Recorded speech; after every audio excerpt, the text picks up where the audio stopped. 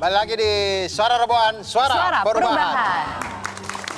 Tadi kalau sudah berbincang ya sama Pak Zulfikar, sama Pak Tom juga, sebenarnya instrumen yang paling harus diperkuat adalah dari sisi finansial, keuangannya itu sendiri. Nah, itu pasti juga tidak lepas karena dari harga rumah yang terus setiap tahunnya naik, gajinya tapi juga nggak naik-naik. Nah, kira-kira mungkin nggak sih Pak Tom kalau kita itu pemerintah yang mengatur batas atas dan batas bawah harga perumahan di wilayah-wilayah? Di suatu wilayah tertentu misalkan. Saya kira kita harus memberikan ruang untuk pasar menentukan. Ya, jadi jangan pemerintah yang mencoba mengatur semua gitu ya. Jadi intervensi di situ kurang cocok nih Pak kalau ya? batas atas batas bawah harga secara umum tidak efektif.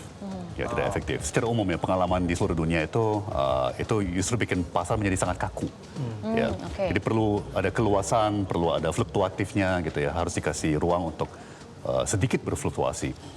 Tapi ya mungkin akan lebih efektif ya, Mbak Maria, Mas Abdur. Contohnya begini, KPR itu biasanya harus dilunasi dalam 12 tahun atau 15 tahun. Untuk yang rumah bersubsidi bisa sampai 20 tahun. Di banyak negara lain itu bisa dilunasi dalam kurun waktu 30 tahun.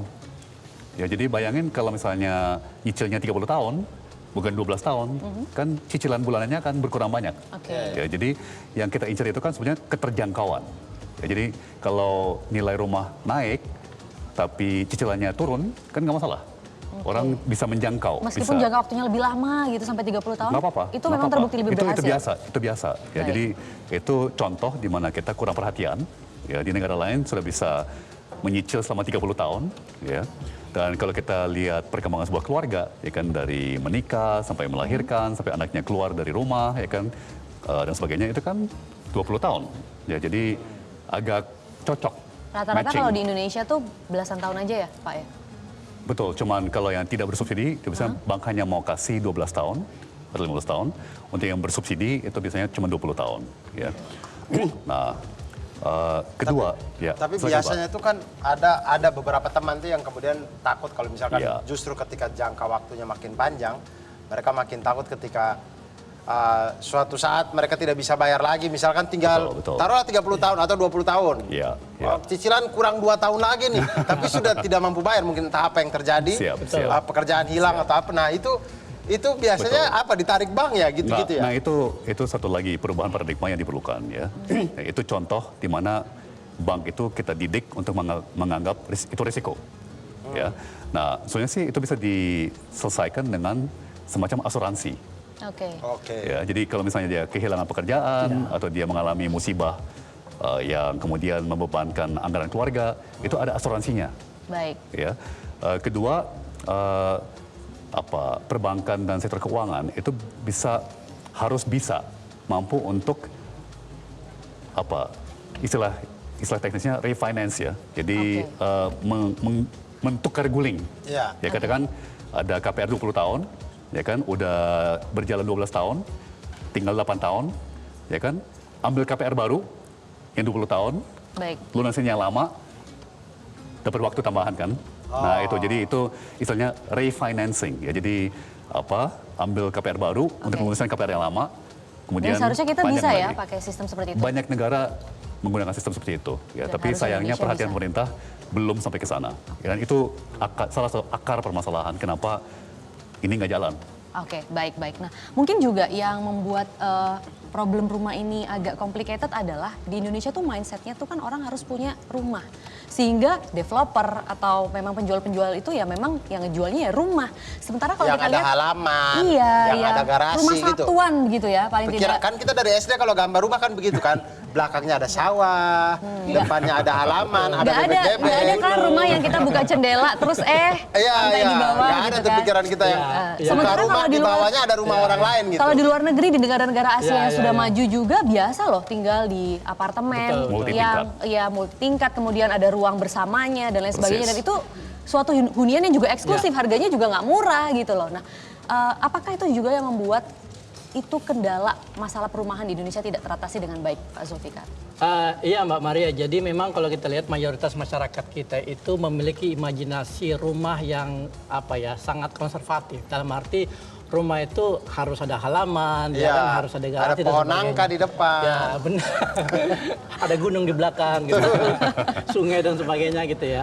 Jadi ini tipe landed house atau rumah tapak ya, yang selalu menjadi impian dari setiap orang di Indonesia untuk dimiliki gitu. Tapi kalau kita lihat ya, ada kecenderungan sekarang di mana semakin banyak masyarakat Indonesia yang tinggal daerah urban. Sementara kita tahu ya, tanah di Indonesia itu kan sebenarnya terbatas karena negara kita kan negara kepulauan, ya kan. Beda dengan misalnya Amerika, negara kontinental atau di Eropa gitu. Sehingga kita harus memikirkan bagaimana caranya supaya perumahan untuk publik itu menyatu dengan sistem urban. Nah, ada beberapa model sebenarnya yang bisa kita lihat ya. Salah satu model yang paling ideal dan mungkin bisa dibilang paling terbaik lah di dunia itu adalah negara tetangga, yaitu Singapura. Udah pernah ke Singapura? Sudah. Ya kan? Rumahnya pada Nah, tinggi-tinggi itu. bisa dijelaskan kan?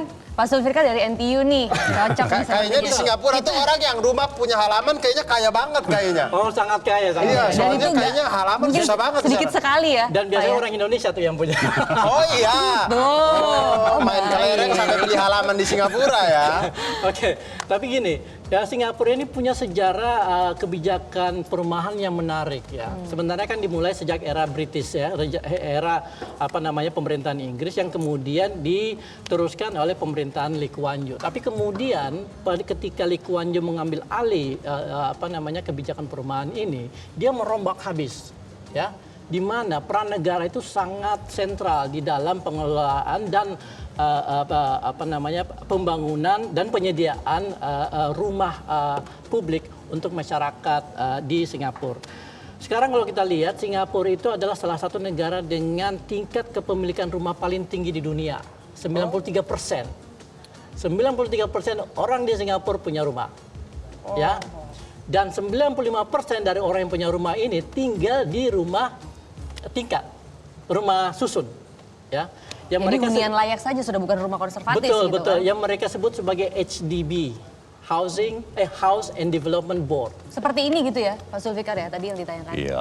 Nah, Ya. betul, Oke. betul. Yang sebelah kiri Oh ini. iya, vertical Kalau kita lihat, housing. Housing and Development Board. Jadi ini adalah fasilitas perumahan publik yang disediakan oleh pemerintah, di mana ada 4 dimensi atau 4 aspek yang diintegrasikan secara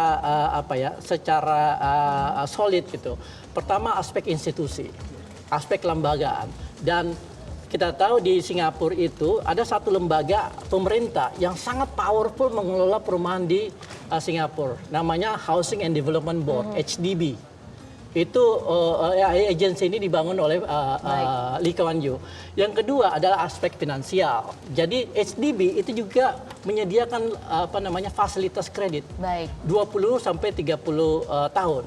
Kemudian mereka bangun gedungnya dengan teknologi tertentu.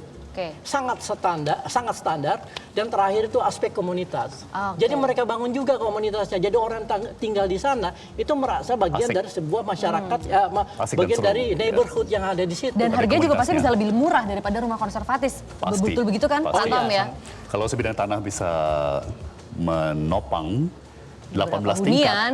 ya kan 18 tingkat Betul. dan setiap tingkat ada 4 hunian, Ya. ya kan 80 hunian dalam bidang yang sama, Dalam satu Oke. bidang yang ya kan dalam satu bidang yang sama, yang mungkin tadinya cuma bisa 4 rumah atau 7 rumah. Kalau Tapi di sini umur udah ada bangunan itu apartemen rata-rata ya? berapa sih, Bang? Biasanya 50 tahun. 50 Ini tahun. beda- 50 tahun. beda sama Tapi apartemen? Itu untuk yang generasi Mirip-mirip. pertama ya. Mirip-mirip Untuk ya. itu yang Mirip-mirip. generasi pertama. Tapi sekarang mereka sudah melakukan pembangunan ulang. Jadi ada beberapa gedung perumahan yang mereka bongkar kemudian bangun lebih tinggi. Baik. Karena demand yang begitu tinggi gitu. Oke, kalau begitu adakah program yang akan dibawa pasangan Amin ini untuk mengatasi permasalahan hunian ini? Apakah memang bisa dibawa Betul. program yang tadi itu seperti vertical housing? Jadi janji besar kampanye Anies Mohaimin istilahnya adalah KPR untuk semua. Ya. Jadi tentunya slogan kampanye kita adalah adil dan makmur untuk semua. Ya, jadi ini turunannya adalah KPR untuk semua. Ya, tapi itu semacam simbol. Ya, di samping aspek keuangannya, ya, aspek perkreditannya, kita juga mau benahi tadi yang sudah diterangkan oleh Prof. Zulfikar, yaitu aspek tata ruangnya, pola hidupnya. Ya, kita harus mulai membudayakan masyarakat kita untuk terbiasa dan bahkan nyaman dan asik dan seru tinggal di sebuah komunitas yang gedungnya multi tingkat. Ya, tadi kalau bisa ditayangkan kembali, contoh yang Singapura sebelah kiri, contoh yang sebelah kanan itu adalah perumahan Kampung Akuarium yang dibangun oleh Pak Anies saat menjabat Gubernur DKI.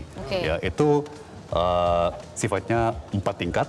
Ya, di bawah dikasih ruang untuk UKM, untuk orang buka toko, ya, dan Aktivitas komunitas gitu. aktivitas kegiatan komunitas, dan saya jamin kalau Anda, Ibu Bapak, coba ke sana kapan-kapan, tanya penghuni, mereka sangat senang sekali. Jadi sebenarnya sudah jalan ya kemarin pas di Sudah DKI? bisa, sudah bisa. Tapi apakah kemudian ketika misalkan bikin vertical housing ini dengan dibantu kredit dan segala macam, apakah itu bisa untuk orang-orang yang kerjanya di informal gitu? Nah, tapi sebelum dijawab, kita nanti akan lanjutkan pembahasannya setelah yang satu ini. Tetap di Suara Robohan, Suara Perubahan.